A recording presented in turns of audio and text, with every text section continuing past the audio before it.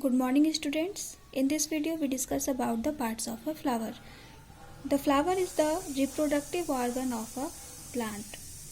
The flowers are of different color, shape and size. Most flowers have the same basic parts. Let's get familiar with the parts of a flower. The main part of a flower are pedicel and thalamus, from where the flower is grown. Here is pedicel and here is thalamus. The leaf-like calyx or sepal, which is generally green in color. Here is sepal, which is generally green in color, which covers the flower in its bud stage, and the colored attractive part of a flower is called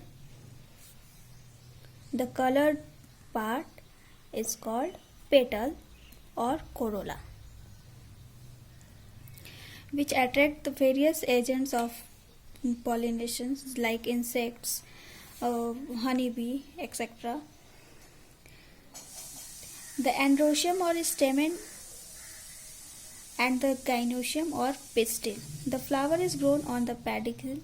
Here is androecium, which contains anther and filament.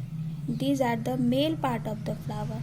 Androecium, it contains anther, which is bilobed, which contain pollen grains, and here is filament. This is collectively called stamen or androecium. This is the male part of the flower. And here is pistil, which contain stigma on the top, ovary at the basal, which is swollen, and these three collectively called pistil or female part or gynoecium or carpel. This is the female part of the flower. Here is ovary, where ovules are present.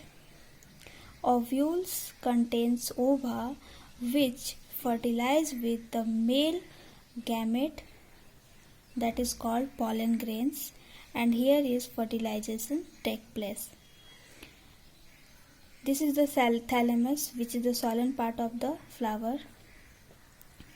This is the part of the flower. Again I revise it. The starting part of the flower is pedicel, over which a thalamus is present. The colored part of the flower is called petal, which attract insects for the process of pollination. The middle part is called pistil or gynoecium or carpel. It is the female part of the flower.